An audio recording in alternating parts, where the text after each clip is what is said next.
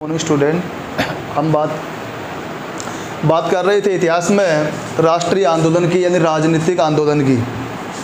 राजनीतिक आंदोलन में हम लोगों ने रॉल्ट एक्ट, जलियांवाला बाग हत्याकांड, खिलाफत आंदोलन के बारे में हम लोगों ने पढ़ा।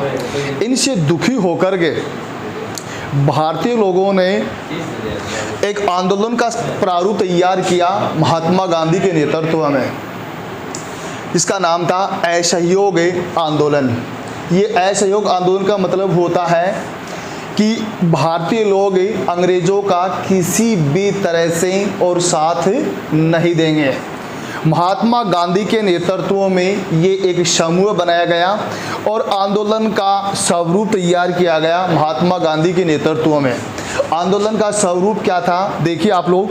आंदोलन का पहला स्वरूप था बेटा, इसमें एक 4 कानून बनाए कि विदेशी वस्तुओं की होली जलाई जाए, सरकारी विद्यालय संस्थाएं इनको पूर्णतया बंद कर दिया जाए और स्वदेशी वस्तुओं को अपनाया जाए, विदेशी वस्तुओं की होली जलाई जाए और पूर्ण स्वराज्य की मांग की जाए। इन चारों स्वरूपों को लेकर के और आंदोलन का प्रारूप यानी तैयार किया गया। ये आंदोलन का प्रारूप तैयार करने के बाद में आंदोलन लगातार आगे बढ़ता जा रहा था। चारों स्वरूपों को तैयार करने के बाद में लगातार आंदोलन चल रहा था। 5 फरवरी 1922 ईस्वी के दिन भारतीय लोगों का जो जुलूस था वो शांतिपूर्ण तरीके से चल रहा था। अंग्रेज़ों ने और इस जुलूस के ऊपर अत्याचार किया, यानी उसका शोषण किया, उन पर लाठियाँ बरसाना शुरू कर दिया। जब उसके ऊपर लाठियाँ बरसाना शुरू कर दिया तो क्रोधित भारतीय सेना ने अंग्रेज़ों की पुलिस चौकी थी। देखिए, उत्तर प्रदेश जो राज्य है, इस यूपी के अंदर यानी उत्तर प्रदेश में जिला है गोरखपुर जिला। इस गोरखपुर जिले में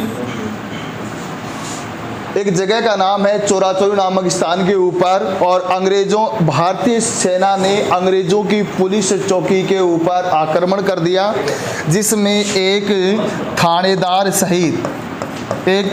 सहित 21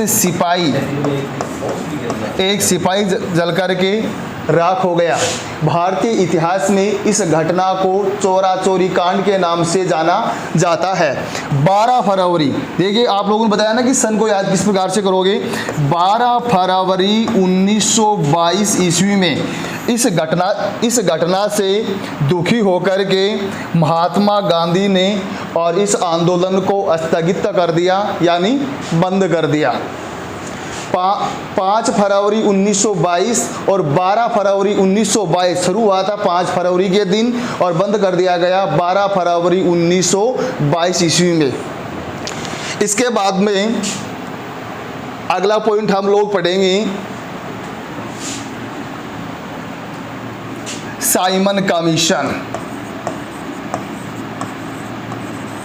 राष्ट्रीय आंदोलन में अपना अलग जो अगला पॉइंट आई है साइमन कमीशन।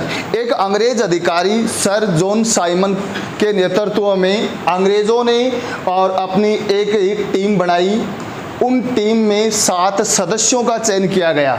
7 सदस्यों का चयन क्यों किया गया कि भारत की कार्यशैली का अध्ययन करने के लिए कि ये हिंदुस्तान के जो लोग हैं, भारत के जो लोग हैं, उनका शासन करने का और तरीका क्या है।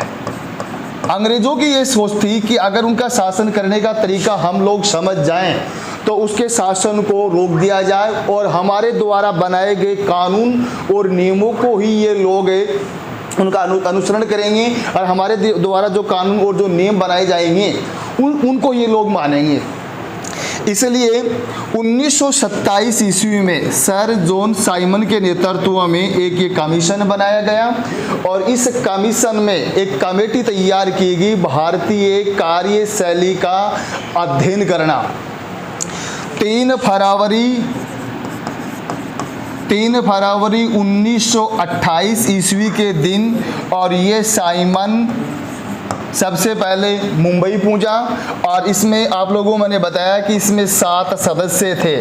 7 सदस्यों में इनमें से एक भी सदस्य भारतीय नहीं थे, इसलिए भारतीय लोगों ने इस साइमन कमीशन का ज़बरदस्त विरोध किया। उस टाइम में भारतीय लोग क्रांतिकारी थे। इसमें जो गरम दल के जो नेता थे ये लालपाल बाल, तो लाला लाजपत राय ने इस साइमन कमीशन का पूर्णतया विरोध किया और उन्होंने उस टाइम में इनसे अंग्रेजों से वादा किया पूर्ण स्वराज्य का। बाल गंगाधर तिलक ने उस टाइम में एक नारा दिया था कि स्वराज्य मेरा जन्मसिद्ध अधिकार है और इसे मैं लेकर के रहूँगा। यानी जो अपने यानी आज़ाद होना, स्वतंत्र होना, ये अपना पूर्णतया अधिकार है और हम इसे लेकर के रहेंगे। 3 फरवरी 1928 ईस्वी के दिन और ये कमीशन और मुंबई पहुंचा।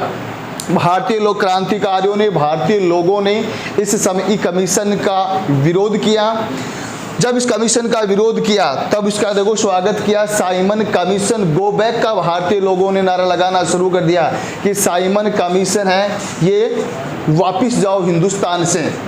अंग्रेज़ों का प्रभाव था, अंग्रेज़ों का जब प्रभाव था तो अंग्रेज़ों ने उसके ऊपर उनके ऊपर हावी हो गए और साइमन ये बहुत बड़ी एक सेना का उन्होंने प्रारूप तैयार कर लिया।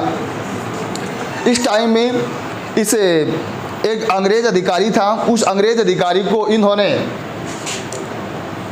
लाला लाजपत राय ने, भगत सिंह और दोनों ने मिलकर के उसकी हत्या कर दी और उस टाइम में इससे लाला लाजपत राय को गिरफ्तार कर लिया और लाला लाजपत राय को अंग्रेज़ों ने मारना शुरू कर दिया।